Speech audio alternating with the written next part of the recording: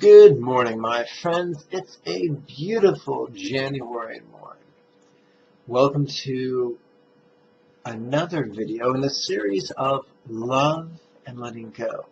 If memory serves correct, this is the fourth video. So if you haven't seen videos 1 through 3, go back and watch them. That'll give this video greater meaning. My name is Lama Jigme Gyatso. I'm a non-sectarian Buddhist monk, teacher, healer, yogi, and tantrika, who, rather than being fundamentalist, is liberal and consequently combines the teachings of Buddha and Lao Tzu, combines Sutra and Tantra, combines Theravada and Mahayana. Now, let's get to it. Today I'm going to introduce you to conventional bodhicitta. The great late Tibetan saint Za Patrul Rinpoche started his life as a fundamentalist, but in his latter days of his life, the twilight days, he became a liberal. In his opus magnus, entitled The Heart Treasure of the Enlightened Ones, in the 64th verse, he explained that the essence of all the Buddha's teachings was bodhicitta, the essence of the two tantric stages. Bodhicitta, bodhi means enlightenment, chitta means mind. So there are two mindsets of enlightenment, conventional and ultimate. Ultimate deals with the wisdom of letting go. Conventional deals with love and compassion. Today we're going to begin dipping our toes into the waters of love and compassion. The exercise itself, the technique, very, very simple. We'll start with the technique. We'll explore the philosophy a little bit, and then we will return to the technique. Perform the technique once every morning, once every evening. If you want to do more, that's great, but at least once every morning, once every evening for at least 6 consecutive days. Give yourself some time to see the results of this exercise because, my friends, the test of the teachings is not what our intellect says or what our viscera says. The only test of the teachings are the results we get when we apply the instructions twice daily, every day, for no less than 6 or 7 consecutive days. Folks, if we can't practice a 30-second exercise twice daily, every day, then yours truly is the least of your problems. So let's move on. This video, below this video, there are some buttons or tabs. Find the About tab and click that. It'll reveal a whole bunch of information. There are going to be a list of links. Below those links, there's some information. There's the Buddha of Compassion, name in Tibetan. Below that, there's the 6-syllable mantra using the Sanskrit pronunciation, but expressed in Romanized text for us English speakers. Below that, we read Love's First Verbal Exercise. Now, in the first video, we explored the meaning of Om Mani Padme Hum.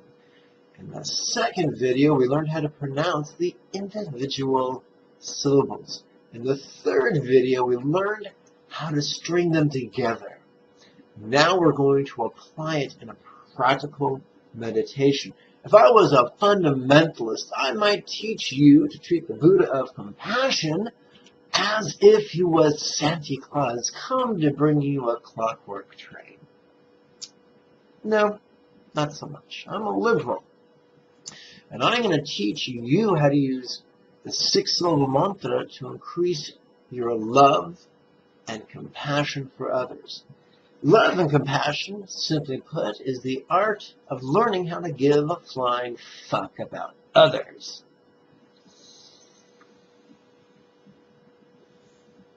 So let's start with the exercise. The first phrase you read is in-breath. And I like to call that contemplative notation. What that tells you is that, let me click the button real quick. There we go. What that tells you is whatever comes next, you're going to silently and mentally recite during the in-breath. And we see a phrase with 4 words. May all beings benefit. So the intention is simple. We wish that every living being be lavished with benefit, whether it's etheric or corporeal, spiritual or physical, intangible or tangible. We want everyone to be lavished with benefit, whether it's pragmatic or trivial. We want them to be lavished with benefit. Everyone, microscopic beings. Did you know that 90% of your body isn't your body? It's microscopic organisms. Essentially, folks, our bodies are condo complexes for transient microbes. Makes you feel a little bit less important, doesn't it? I'm the Holiday Inn.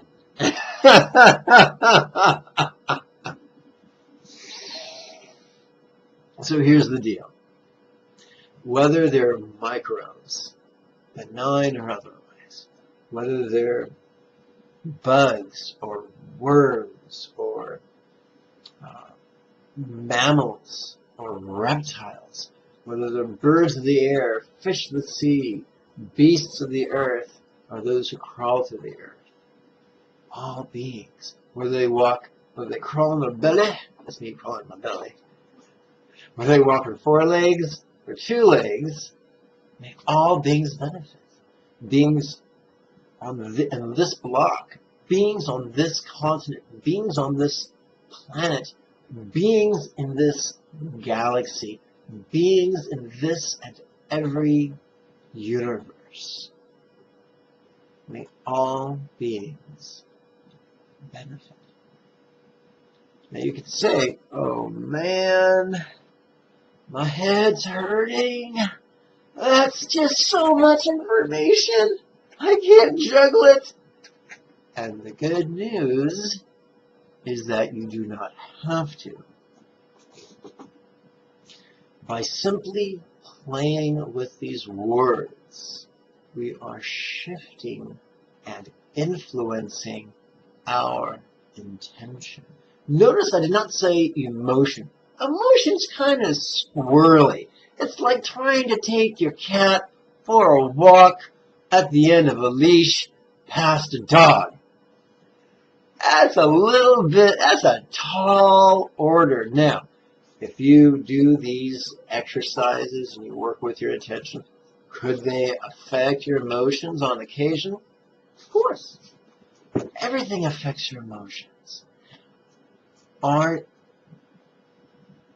target, our object of effort, is not our emotion, but our volition. Not what we feel, but what we will, what we choose, what we intend. That we have control over. So if we feel like a cranky bastard after a hard day, but we choose and intend that all beings benefit, that does not make us a hypocrite. Au contraire, that makes us spiritual warriors. If the 6 of the 4 words, may all beings benefit, influence our intention, then what also influences our intention? Or what does our intention influence next? And the answer is our energy. Now, we all have energy, sometimes from, the food we eat or the exercises we do. We also have energy from our actions generated by our karma. But we also have energy from reciting a mantra. The mantra is one of the easiest ways to generate massive amounts of energy. So we use our words to guide our intention, which then takes this energy that we're generating it and shoots it out towards, you guessed it, universal benefit. It's been said by the great Buddhist saints, the most efficient way to purify our bad karma and increase our good karma is through the cunning use of compassion and love. So this simple exercise, this deceptively simple exercise, is a powerhouse of unlimited potential. So on the in-breath, we silently, mentally recite, may all beings benefit. On the out-breath, we whisper, Om Mani Padme Hum. Well, how many times should we do that? 100? 1,000? 10,000? Simmer down, big fella. We're going to start doing it 12 times. 12 times, Lama Jigme. How do I count to 12 on 4 fingers and 1 thumb? No less, 8 fingers and 2 thumbs. That's just 10, a little bit short of 12. Glad you asked. Take a moment to consider the inside of your right hand. Notice how each finger has 3 sets of creases. Well, 3 creases per finger times 4 fingers is 12. So the first exercise we count on our first crease of our pinky. Second exercise on the second crease. Third repetition on the third crease. Fourth repetition on the first crease of the ring finger, and so forth, and so on, until we've counted 1, 2, 3, 4, 5, 6, 7, 8, 9, 10, 11, 12 repetitions. We're performing one set of 12 repetitions. Very easy stuff. Now, I'm not sure about the quality of the word processing capability of the YouTube software. So there may or may not be accents over different vowels on the in-breath sentence, may all beings benefit. If there are not, then pause this video, reach for a pen and a piece of paper, quickly jot down Om Mani Padme Hum. I'll wait right here while you do that. Welcome back. Now, I want you to put down one accent over the letter A in the word may, and I want you to put one accent over the second letter E in the word benefit. Do that right now. So let's talk about our face. If you make angry face, you're going to feel some angry emotions. If you feel scared face, you're going to feel some scared emotions. If you make a peaceful face, you might feel some peaceful emotions. You guessed it. If you have a happy face, you might feel some happy emotions. Now, I'm not telling you to go pretend to feel things you don't and be a big fat hypocrite.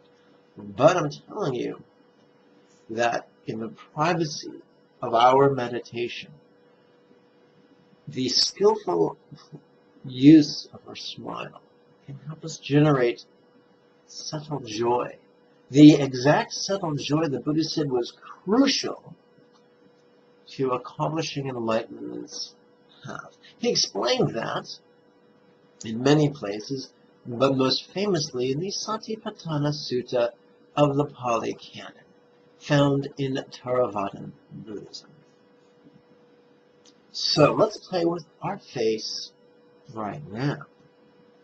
If we were to say, I would say cheese, but I'm a vegan and I understand that cheese causes too much suffering for cows and their cows. And of course, karmically speaking, it causes cancer in us, and of course, that also sucks. So, now, if I was naughty, I'd say sex, which also makes us smile, but it also makes us blush, sometimes. So, I'm going to say happy puppy. Because when you say happy puppy, you smile. So what we can explore is certain syllables make us smile. And it's very convenient that those syllables are found in this exercise. May makes us smile. Ni makes us smile. May all beings beneath it makes us smile. Now you could rightfully say, hey, Lama Jigme, I'm doing this on the in-breath. And I seldom move my lips when I read. And the answer is, but of course you don't. However, because you're an intelligent human being, you can intend to smile when you mentally emphasize the letter A and the second letter E. So when you mentally recite, may all beings beneath it, you can subtly pull up from the corners of your mouth. And you'd be surprised what a powerful tool this is. This tool is so powerful that we see it taught not just in Buddhism but Taoism as well. And it can answer the question, why do so many statues of meditating Buddhas seem to display an enigmatic smile? Now you know why. On the second line, where we're instructed to whisper Om Mani Padme Hum, we notice two accents as well. An accent on the first I in the syllable Ni, and an accent on the letter E in the syllable May. Om Mani Padme Hum. And of course, I always recommend that when you recite the word Hum, you relax, especially on the out breath. Now I'm not going to get too complicated. I'm going to keep this simple. But this is enough right now to mentally recite may all beings benefit on the in-breath, silently, mentally, to verbally, conversationally recite Om Mani Padme Hum on the out-breath is enough. To mentally emphasize the may and the ni is enough. To verbally emphasize the ni and the may is enough. May all beings beneath it, Om Mani Padme Hum. This exercise we're only going to do 12 times. Now I promised you a little bit of philosophy, and here it goes. In Buddhism, we were taught that there are 3 mental poisons. 2 of them are aversion and avarice, also known as hate and greed. So here's the funny thing. When we suffer and we don't like feeling what we feel, we want to push that away. That's hate. We're not hating someone, but we're hating that emotion, or we're hating that circumstance. I'm not going to tell you to stop feeling that. That's normal. I'm telling you, come on camera, calm down. I'm telling you to use that hatred for that emotion usefully. Don't just push away your own painful emotion or painful sensation or painful circumstance. Push away everyone else's pain, whether it be emotion, body, or circumstance. That transforms individual aversion into universal compassion. Likewise, when you feel yourself coveting something pleasurable, whether it be a sensation, or an experience, or an emotion, or a circumstance, that's personally greed. But if we can desire the same thing for our neighbors, for our countrymen, for our fellow earthlings, for all living beings, then that's the transformation of personal greed into universal love. So here's the cool thing. When we are doing this exercise, our concentration is going to be on these words, and that's fine. But our awareness, our mindfulness will not be limited to the concentration. We'll be aware of our mind, our heart, our body, our environment. We'll hear a dog barking. We'll see a bird flying by. That's okay. Whenever you see something painful, disturbing, or distasteful, that converts into universal compassion just by using this simple exercise. Whenever we experience something pleasurable or a pleasurable desire occurs to us, that transforms into universal love simply by performing this easy exercise. So we don't have to be intellectual giants who do calculus just for fun.